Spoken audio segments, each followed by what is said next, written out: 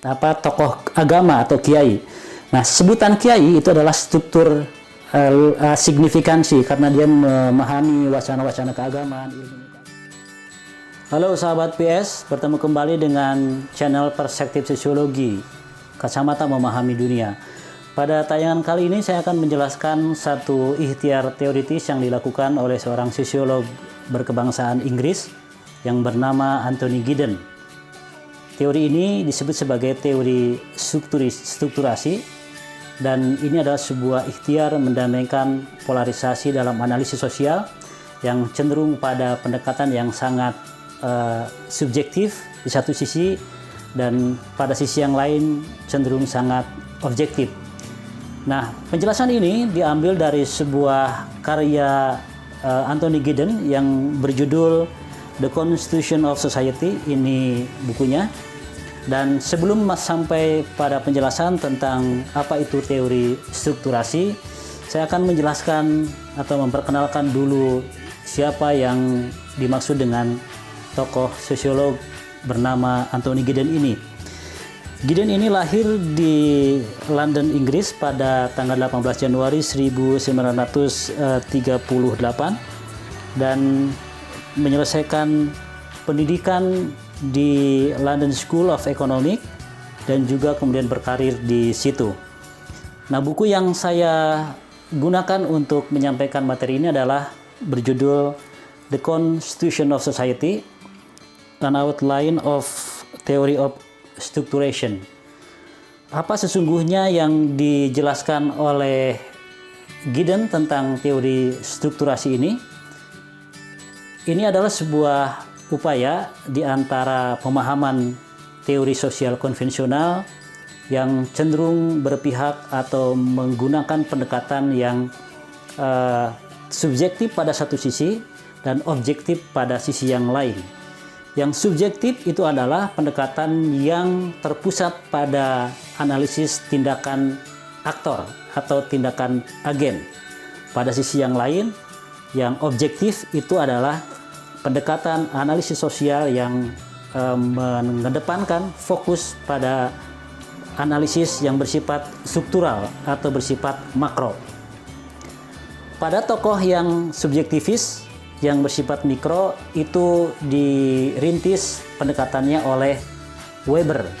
Sementara pada yang objektivis, yang sistem, itu diinisiasi atau dirintis oleh pendekatan sosiologi yang dikemukakan oleh Durkheim dengan paradigma fakta sosial. Jadi antara dua kutub ini, subjektif dan objektif, aktor dan struktur, agen dan sistem, maka ada upaya bagaimana mendamaikan atau menemukan titik tengah antara pendekatan yang terlalu subjektif dan pendekatan yang terlalu objektif, pendekatan yang terlalu aktor center dan pendekatan yang terlalu structural center. Lahirlah sebuah tawaran yang dikemukakan oleh Giddens dengan sebutan teori strukturasi. Nah, sahabat semua, teori strukturasi ini menyebutkan bahwa sebenarnya dalam melakukan analisis sosial kita tidak boleh atau harus menghindari keberpihakan yang terlalu kuat pada salah satu sudut seperti itu. Karena menurut Giddens sebenarnya analisis sosial itu antara agen dan struktur, antara aktor dan sistem sosial itu bukan sesuatu yang terpisah, tetapi bersifat timbal balik. Jadi struktur ketika berada dalam aktor, pada dirinya itu nanti akan bersifat constraint atau mengekang tindakan individu, tetapi pada saat bersamaan juga enabling. Dia membisakan, memungkinkan si aktor menjadi bisa melakukan sebuah tindakan. Jadi ada proses reproduksi dalam tindakan seperti itu. Saya akan beri ilustrasi yang sangat sederhana. Misalnya, tindakan sosial tertentu, misalnya ketika kita bersalaman dengan orang lain, jika itu dengan pendekatan yang bersifat Weberian, yang subjektif, maka tindakan bersalaman kepada orang lain itu adalah bentuk dari tindakan sosial yang didasarkan pada motif-motif individu. Itu dengan pendekatan Weberian yang subjektivism. Sementara kalau kita memahami dengan pendekatan yang objektivism, yang makro, yang struktural, maka tindakan seseorang ketika bersalaman dengan orang lain itu dianggap sebagai sebuah perwujudan dari struktur-struktur sosial di mana orang tersebut hidup.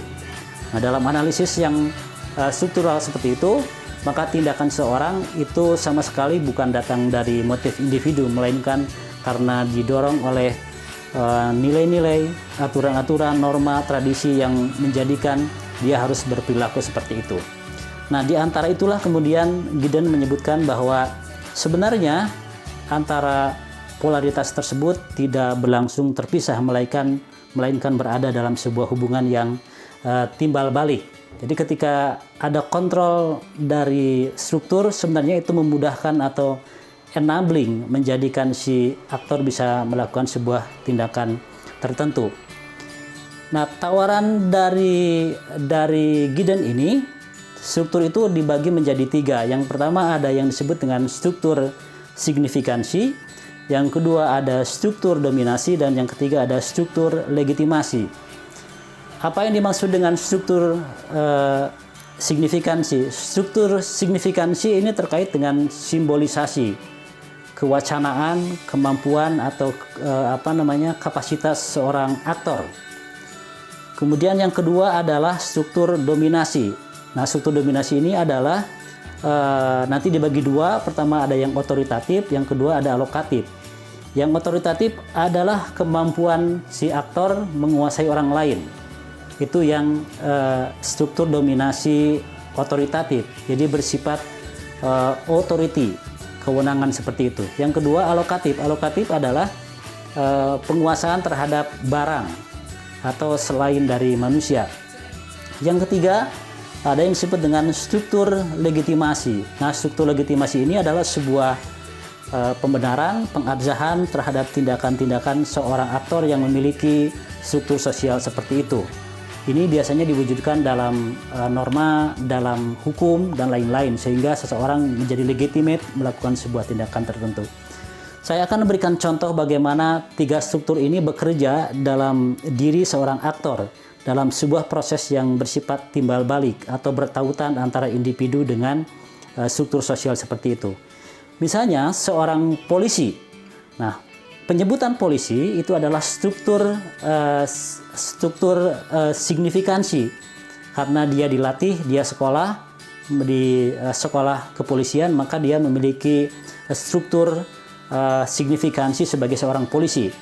Lalu dengan menjadi seorang polisi, dia akan memiliki struktur yang kedua yang disebut dengan struktur dominasi. Misalnya di sini ada struktur otoritatif karena dia seorang polisi, punya seragam, punya senjata, punya license, kemudian dia bisa memberhentikan orang yang berkendaraan di jalan, kemudian dinilai oleh polisi tersebut melanggar aturan lalu lintas. Itu struktur dominasi, dia memiliki dominasi seperti itu. Nah, yang ketiga ada struktur legitimasi. Nah, polisi ketika menghentikan seorang pengendara itu dibenarkan. Kenapa? Karena dia memiliki struktur legitimasi. Karena dia seorang polisi. Bisa Anda bayangkan misalnya sahabat semua berdiri di jalan lalu kemudian menghentikan kendaraan. Itu pasti akan menjadi urusan yang panjang karena saudara yang tidak punya struktur-struktur seperti itu tidak bisa melakukan hal seperti itu. Nah, karena itu menurut Giddens maka individu tidak bisa bekerja sendirian kalau tidak memiliki struktur-struktur yang disebutkan tadi. Sama halnya juga struktur tidak bisa bekerja sendiri tanpa ada aktor yang memiliki kapasitas-kapasitas seperti itu. Contoh yang lain biar lebih mudah saya akan jelaskan misalnya dalam kasus tokoh agama atau kiai. Nah, sebutan kiai itu adalah struktur signifikansi karena dia memahami wacana-wacana keagamaan, ilmu keagamaan. Kemudian dia memiliki struktur dominasi sebagai seorang kiai, bisa memobilisasi umat, bisa mengajak santri-santrinya untuk melakukan satu kepentingan gerakan tertentu. Dia bisa melakukan itu dengan struktur dominasinya seperti itu. Kemudian yang ketiga ada struktur legitimasi atau legitimate. Kiai dengan kemampuan seperti itu bisa saja memberikan hukuman atau kemudian mengarahkan seseorang dan akan diterima oleh umatnya, karena umatnya akan merasa bahwa aktor tersebut, figur kiai tersebut memiliki struktur legitimasi seperti itu. Nah, yang terakhir yang dijelaskan oleh Gideon adalah terkait dengan perbedaan antara kekuasaan dengan dominasi. Nah, bagi Gideon berbeda antara kekuasaan dalam pengertian umum dengan dominasi yang dipahami oleh Gideon. Jadi, kata Gideon, kekuasaan itu tidak cukup hanya dengan memiliki kekuatan, kemudian memaksa orang lain untuk tunduk pada kekuasaan yang dimilikinya. Menurut Gideon, dominasi itu adalah tidak hanya sekedar kemampuan dan juga